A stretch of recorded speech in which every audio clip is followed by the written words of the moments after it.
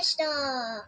তো শুধু ভক্তবৃন্দ, তো আজকে আমি আশ্বিন মাসের কৃষ্ণপক্ষিয়া ইন্দিরা একাদশীর মাহাত্ম্য সম্পর্কে একটু আলোচনা করব। তো আপনারা কৃপাপূর্বক শ্রবণ করুন। আর আগামী 28শে সেপ্টেম্বর 2024 শনিবার ইন্দিরা একাদশী। তো ইন্দিরা একাদশীর মাহাত্ম্য কি জয়। মহারাজ যুধিষ্ঠির বললেন, হে মধুসূদন, আশ্বিন মাসে কৃষ্ণপক্ষিয়া একাদশীর কি নাম, তা কৃপা করে বলুন। শ্রীকৃষ্ণ বললেন, হে রাজন, আশ্বিন মাসের একাদশী ইন্দিরা নামে পরিচিত। এই ব্রতে প্রভাবে মহাপাপই বিনষ্ট। এমনকি কর্মবিপাকে যারা নিম্ন যোনি লাভ করেছেন, সেই পূর্বপুরুষেদেরও উত্তম গতি লাভ হয়। এই একাদশীর মাহাত্ম্য শোনা মাত্রই সামবেদীয় যজ্ঞ ফল প্রাপ্ত হওয়া যায়।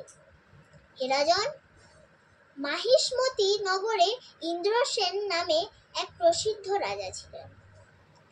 ধর্মবিধি অনুসারে রাজ্য পালনে তিনি বিশেষ খ্যাতি সম্পন্ন ছিলেন।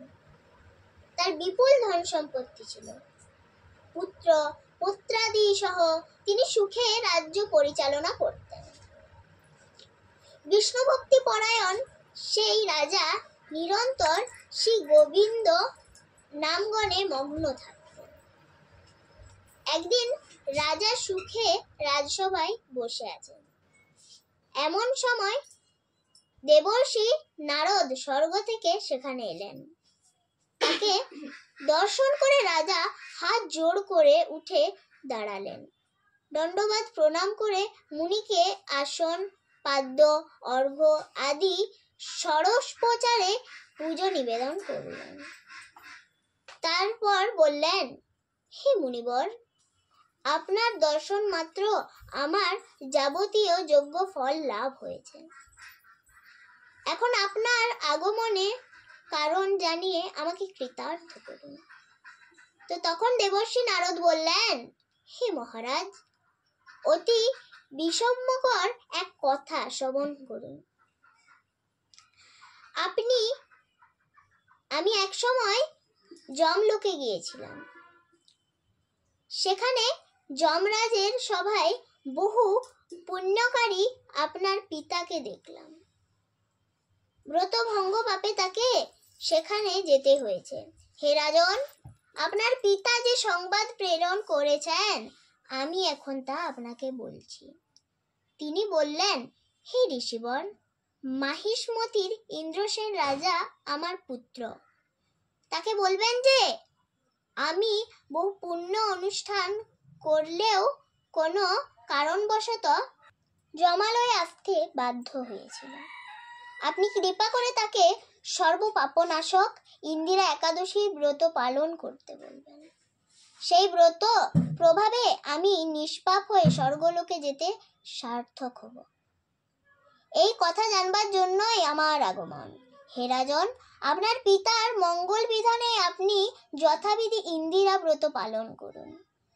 তো তখন তদুত্তরে রাজা জিজ্ঞাসা করলেন, হে দেবর্ষি, সেই ইন্দিরা ব্রতের বিধি কি? কোন তিথি বা কোন পক্ষে এই একাদশী ব্রত করা কর্তব্য, তা কৃপা করে আমাকে বলুন। তো তদুত্তরে দেবর্ষি নারদ বললেন, হে মহারাজ, আশ্বিন মাসের কৃষ্ণপক্ষে দশমীর দিন শ্রদ্ধা সহকারে প্রাতঃ স্নান করবেন। মধ্যাহ্নে ভক্তি ভাবাপন্ন হয়ে পুনরায় স্নান করবেন এবং রাত্রিকালে ভূমিতে শয়ন করবেন। পরদিন একাদশী প্রাপ্ত কৃত্যাদি সমাপন করে নিরাহারে থাকবেন। ব্রতের নিয়মাবলী দৃঢ়ভাবে পালন করবেন। হে পুণ্ডরীকাক্ষ, হে অচ্যুত, হে শরণাগতের প্রতি কৃপা করুন। এভাবে শ্রদ্ধা সহকারে শালগ্রাম পূজা করে পিতার উদ্দেশ্যে ব্রতের ফল অর্পণ করবেন। দ্বাদশীর দিন সকালে ভক্তি ভরে শ্রী গোবিন্দের পূজা করে ব্রাহ্মণ ভোজন করিয়ে অবশেষে নিজের মহাপ্রসাদ গ্রহণ করবেন। হে রাজন, বিধি অনুসারে শ্রী হরি এবং ভক্তদের অর্চন করলে আপনার পিতৃবর্গ মুক্তি লাভ করে শীঘ্রই বৈকুণ্ঠে গমন করবেন। রাজাকে এই উপদেশ দিয়ে দেবশ্রী নারদ প্রস্থান করলেন। রাজা ইন্দ্রসেন মুনিবরের উপদেশে অনুসারে পুত্র পরিজন সহ ভক্তি সহকারে এই ইন্দিরা ব্রতের অনুষ্ঠান করলেন।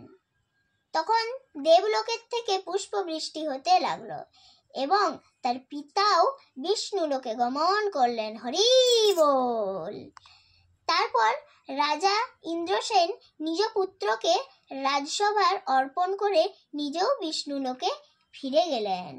এই ইন্দিরা একাদশীর মাহাত্ম্য পাঠ ও শ্রবণে মানুষ সকল পাপ মুক্ত হয়ে বিষ্ণু লোকে প্রাপ্ত হয়। হরে কৃষ্ণ। তো আগামীকাল অর্থাৎ শনিবার আপনারা অবশ্যই এই একাদশী মহাব্রত পালন করুন এবং রবিবার অর্থাৎ একাদশীর পর দিন, এটা শুধু পশ্চিমবঙ্গের বললাম, সকাল 5টা 27 থেকে 9টা 26 পর্যন্ত পালনের সময়। তো আপনারা অবশ্যই এই পালন করবেন। তো ইন্দিরা একাদশী কি জয়। হরে কৃষ্ণ। হরি বল।